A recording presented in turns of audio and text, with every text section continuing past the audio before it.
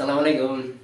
Bertemu lagi bersama Hamba Yudi, yang mana pada kesempatan kali ini kita akan membahas berkenaan tentang learning activity yang ada di dalam suatu film.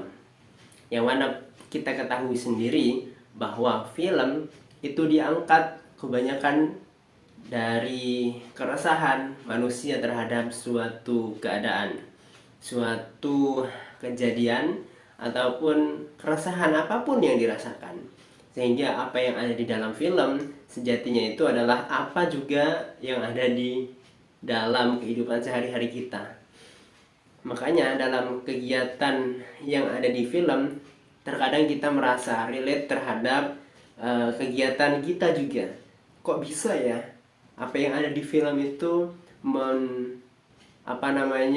realisasikan apa yang ada di dalam kehidupan nyata di antara manusia-manusia kita pada umumnya.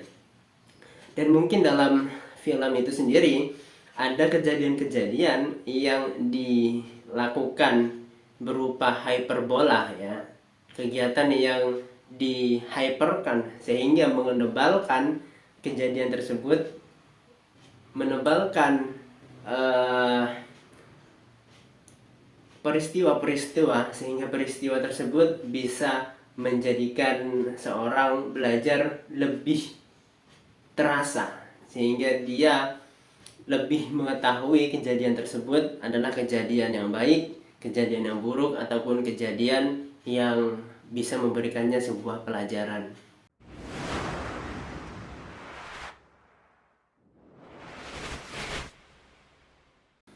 Pada video kali ini kita akan membahas berkenaan tentang salah satu kegiatan pembelajaran learning activity di video di film ataupun di anime bernama Kimetsu no Yaiba. Dalam film ini diketahui ataupun diawali dengan sebuah kisah seorang remaja yang memiliki trauma di masa lalunya. Dia memiliki trauma terhadap iblis. Karena apa? Karena iblis telah membunuh keluarganya.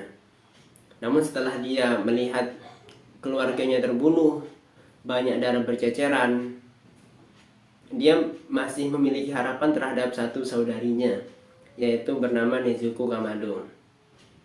Nezuko Kamado sendiri ketika dilihat oleh kakaknya Tanjiro Kamado, ini masih memiliki harapan untuk hidup, sehingga dibawakannya lah dia ke satu tempat untuk disembuhkan. Singkat kata singkat cerita, ketika membawa adiknya ini, si Tanjiro membawa Nezuko adiknya, dia bertemu dengan seorang senior dari Demon Slayer, yang mana dijelaskan juga bahwa Demon Slayer adalah korps Demon Slayer ya. Korps Demon Slayer itu adalah seperti kelompok ataupun institusi yang tujuannya adalah memburu iblis. Ketika mendengar hal tersebut, si Kamado ini berkeinginan untuk mengikuti Demon Slayer ini. Singkat kata singkat cerita, setelah melalui beberapa pertikaian dengan seniornya yang di Demon Slayer bernama Tamio Kagyo, dia itu langsung ingin belajar.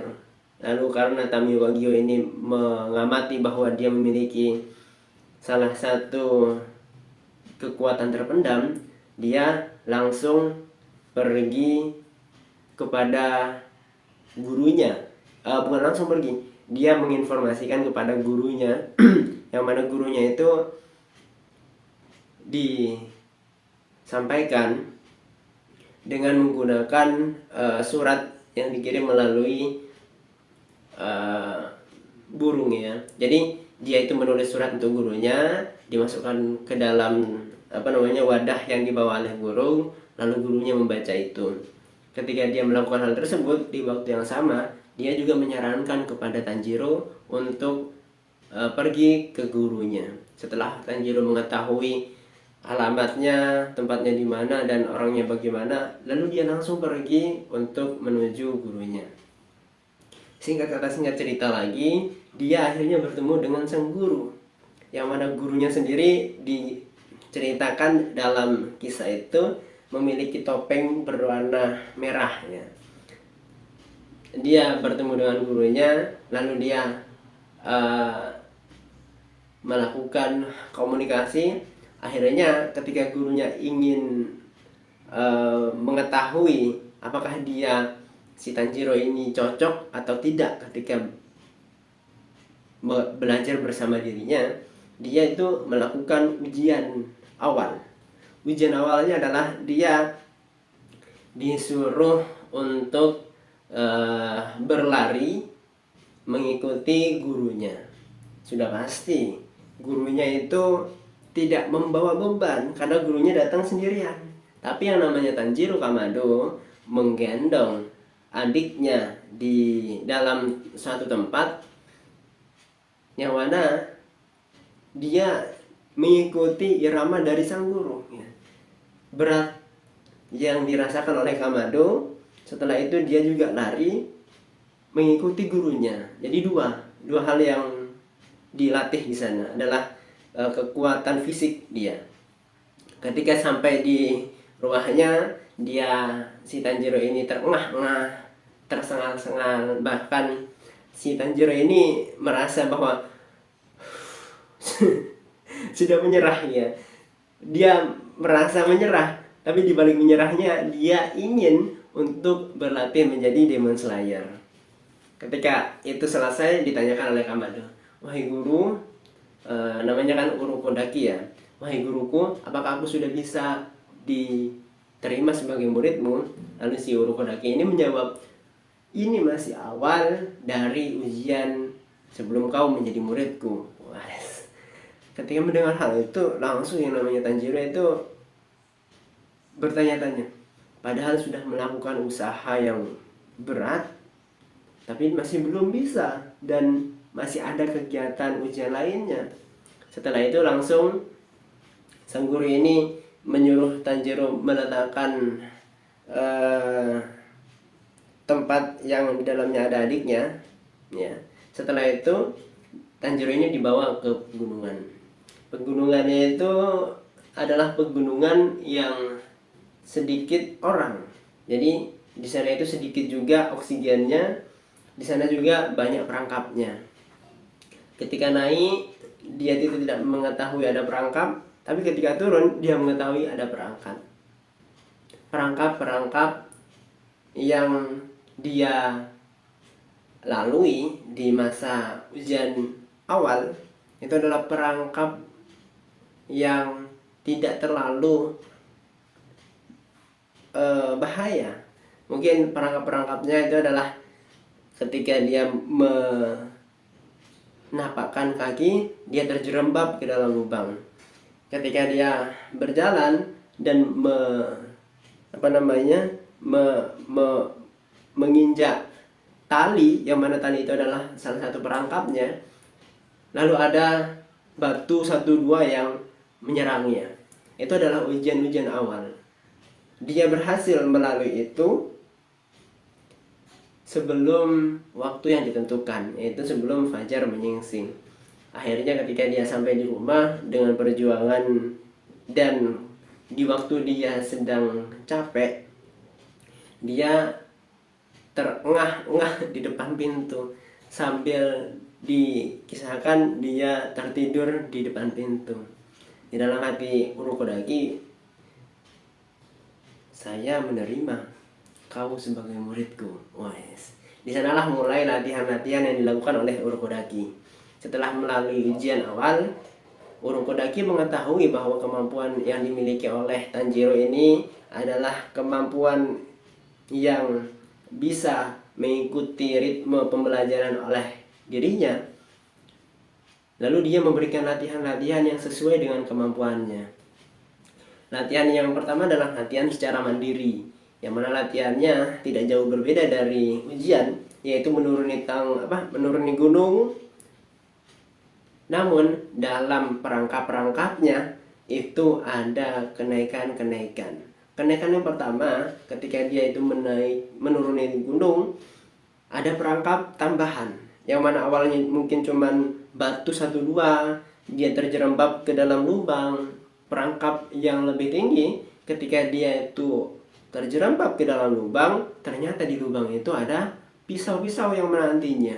Jadi ketika dia itu terjerembab, dia memiliki resiko untuk terkena pisau. Dia memiliki resiko untuk tertancap oleh pisau-pisau.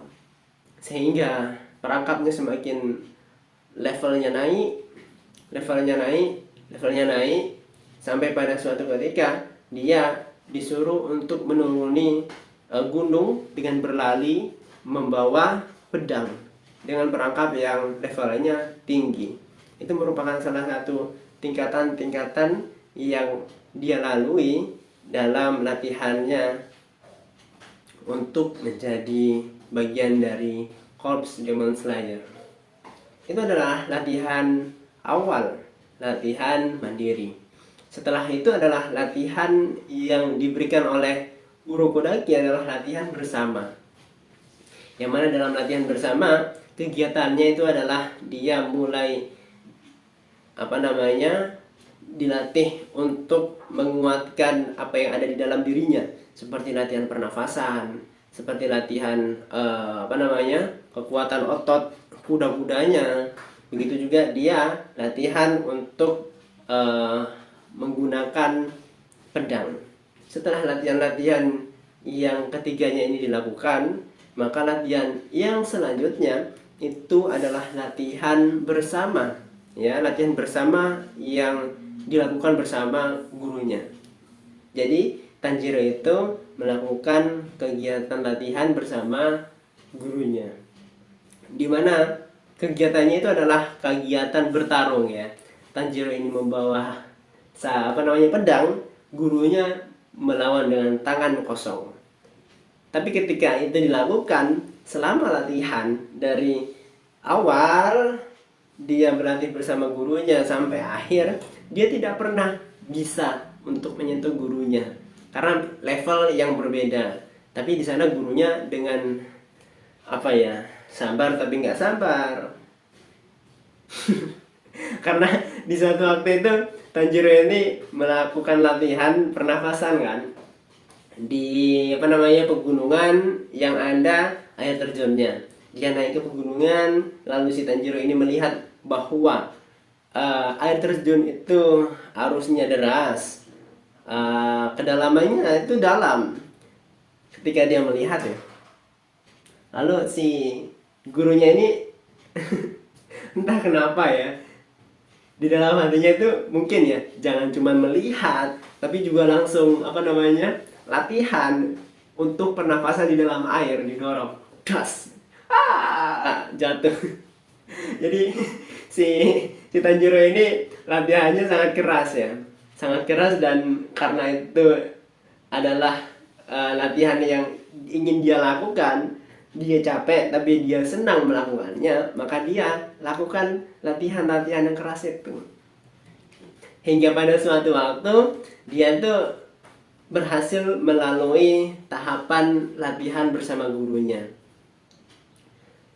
Setelah dia itu berhasil melalui tahapan bersama gurunya dengan usaha yang beraneka ragam, seluruh tenaga, seluruh waktu, seluruh apa yang dimilikinya sudah dikeluarkan olehnya, maka dia berada di fase dia mengikuti latihan ujian.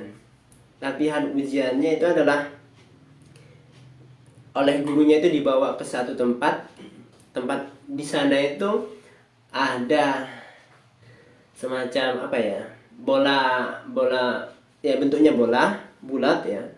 Bulatnya itu adalah batu karang. Jadi batu karang yang bulat itu disuruh pecahkan, disuruh pecahkan dengan menggunakan pedang. Ketika melihat itu, awalnya si Tanjiro Kamado ini merasa tidak bisa melakukannya, hingga pada suatu waktu dia ingat bahwa latihan yang dia lakukan selama setahun 2 tahun itu sudah maksimal, maka dia percaya diri ya untuk memecah batu itu dengan pedangnya. Ketika dia itu berada di depannya, memasang kuda-kuda, melakukan posisi akan menebas batu karang itu, sering. Nah, ketika dia itu menebas, bukan malah tertebas, malah dirinya yang bergetar. Karena memang saking kerasnya dia lakukan sekali, 2 kali, 3 kali, sampai pagi, sampai sore, dia tidak bisa menebasnya. Sehingga pada suatu waktu dia merasa bahwa dirinya kurang maksimal dalam melakukan latihan. Akhirnya dia latihan lagi. Selama 6 bulan dia melakukan kegiatan yang diajarkan oleh gurunya secara mandiri. Ketika itu sudah selesai, dia merasa dirinya bisa untuk menebas batu karang itu. Akhirnya dia pergi menemui batu karang. Ketika berada di sana, dia memperbaiki kuda-kuda. Dia yakin dia bisa. Dia juga memegang pedangnya dengan erat dan menebasnya sekali lagi. Sering. Sama ternyata. Bukannya terbelah ataupun pecah, tapi dirinya yang bergetar ketika menebaskan pedang kepada batu karang itu. Saking berasnya, batu karang itu tidak bisa tertebas oleh dirinya. Dari pagi sampai sore tidak bisa dia menebas batu karang itu. Sehingga dia di satu scene, di satu adegan ditunjukkan bahwa tangannya itu sudah berdarah. Karena memang dia melakukan menebas batu karang itu dari pagi sampai sore. Berapa kali entah tidak terhitung jumlahnya. Ketika itu dia mulai menyerah. Dia mulai merasa, aduh, kayaknya saya sudah tidak bisa untuk melewati ini. Ketika itu sudah mulai dirasakannya, di sana itu mulai ada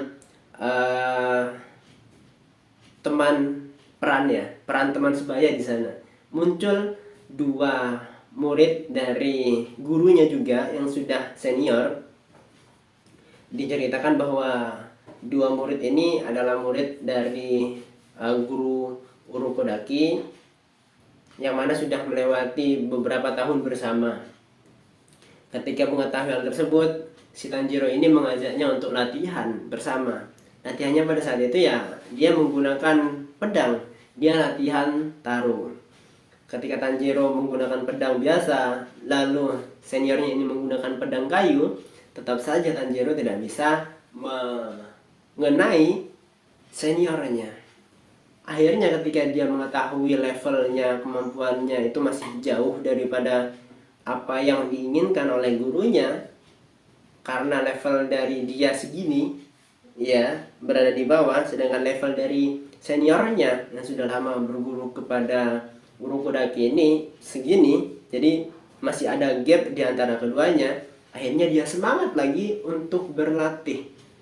Di dalam kisahnya itu disampaikan selama 6 bulan, sama ya, setengah tahun dia berlatih. Akhirnya apa? Akhirnya ketika setelah 6 bulan dia mendatangi tempat yang sama.